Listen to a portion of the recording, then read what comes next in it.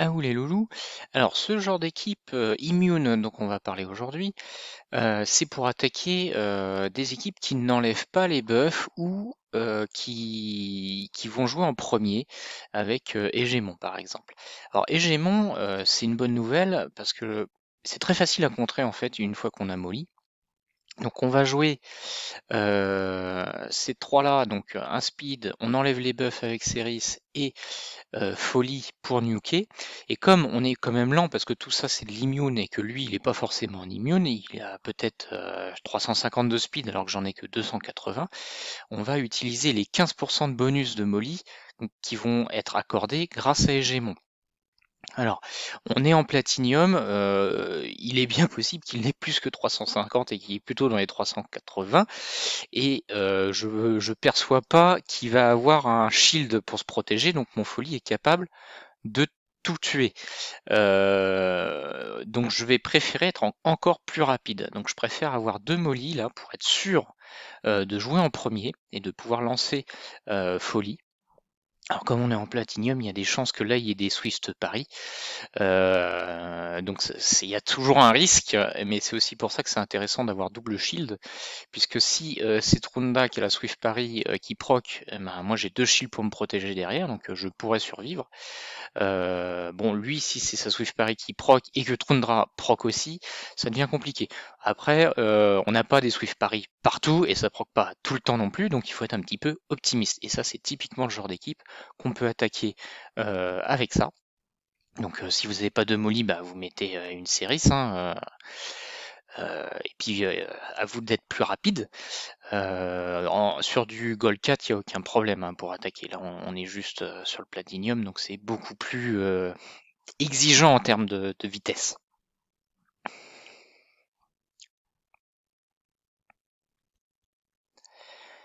Alors, les Gémons qui me boostent, merci. Je joue en premier. Donc là, on voit que son arbitre était sur le point de jouer. Alors, je vais cibler la Trunda parce que Folie n'est pas si fort que ça. Trunda est assez résistante et je veux surtout pas qu'elle survive. Des fois, on cible. En plus, il a beaucoup de PV, cet arbitre, comme beaucoup d'arbitres d'ailleurs. Donc, j'ai souvent du mal à tuer arbitre du premier coup. Alors que la personne que je vais cibler, je sais qu'elle va mourir. Donc, je préfère assurer le coup. 32 secondes, sans se stresser. Très bien. D'autres équipes de ce type-là peuvent être intéressantes avec une team immune.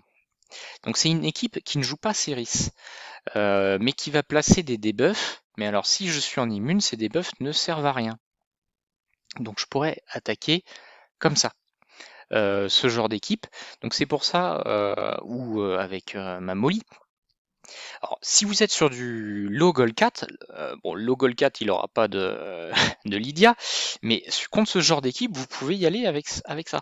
Donc c'est vraiment une équipe polyvalente. Vous avez un shield qui va absorber les petits dégâts qu'on va vous faire. Vous savez que vous n'aurez pas de debuff sur la tête. Puis là, le problème c'est qu'on est en platinium et on sait que Samoli c'est une grosse sauvage qui va tout me défoncer, donc je vais pas y arriver seulement avec un petit folie là-dessus. Mais c'est pour vous dire que cette équipe-là, elle se réserve pas qu'aux hégémons.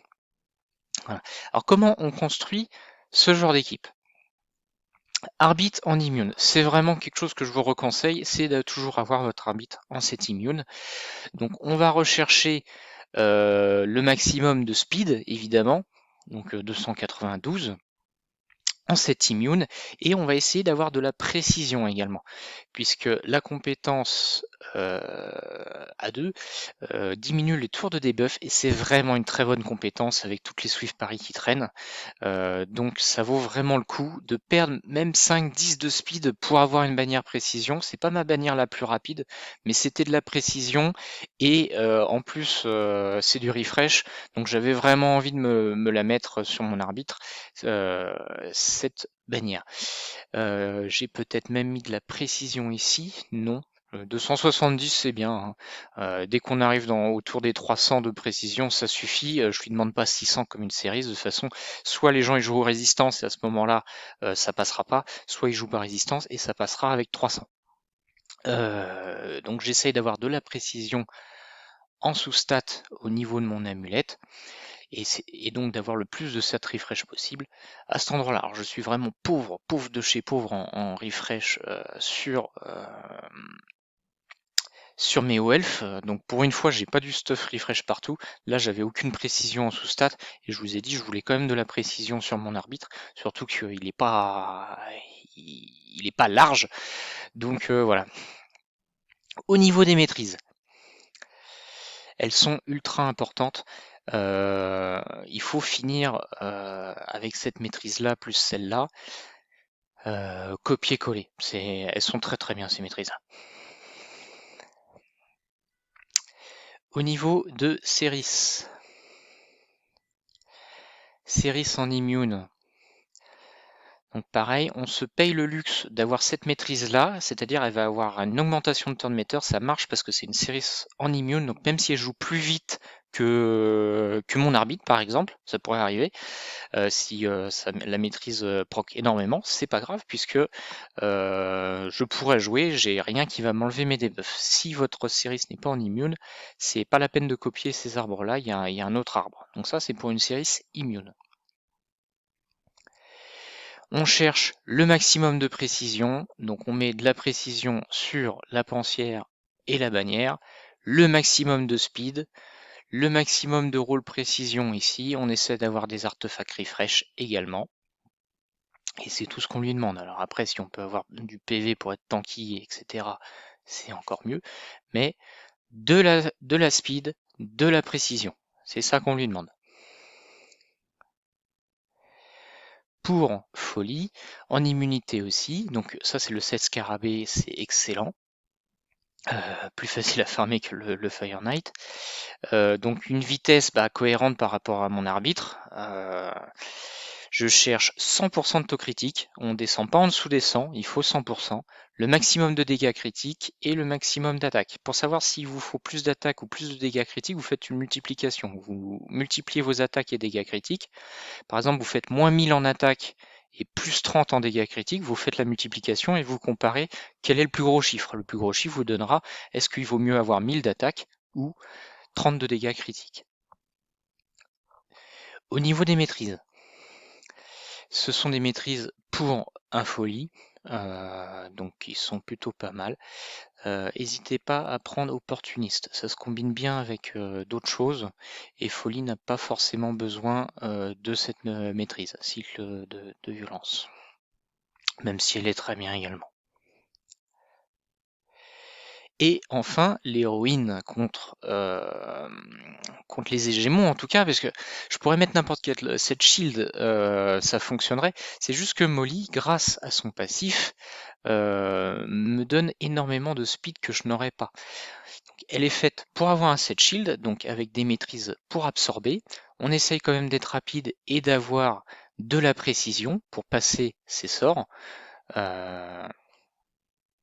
Donc pareil, les maîtrises à copier-coller. J'ai le maximum de PV, c'est vraiment un objectif. Vous regardez que les PV. Si vous n'avez pas 80 000 ici, c'est que vous avez raté votre build. Voilà, on veut du PV, du PV, du PV, du PV. Ensuite, si on y arrive, on essaye de mettre 300 de précision, mais c'est pas obligatoire. C'est juste que c'est dommage de se passer de sa provocation, parce que c'est très fort. Et on essaye d'avoir de la speed. Mais si vous n'avez pas plus de 80 000 de PV, ça marchera pas. Ça marchera pas parce que le but, c'est qu'elle puisse absorber un hégémon. Et un hégémon vénère, ça peut faire très très mal. Ensuite, il n'y a pas que les hégémons. Je vous ai dit, on pouvait attaquer une équipe Trunda. Une équipe Trunda, si la Trunda, donc sans debuff, elle vous nuke tout, même sous un shield, c'est que vous n'avez pas assez de shield. Voilà. Donc pareil, on essaie d'avoir des artefacts refresh. Et un exemple de cette shield différent, donc qui peut être aussi, moi j'utilise beaucoup arbitre, Ceris, folie plus Krisk pour attaquer en gold 4. Dès qu'il n'y a pas série, je vous dis je vais avec ça, comme ça je sais qu'il m'arrivera rien. Et il n'y a pas plus rapide que Arbit Series plus Nuke. Si vous faites ça, vous gagnez normalement en 10 secondes.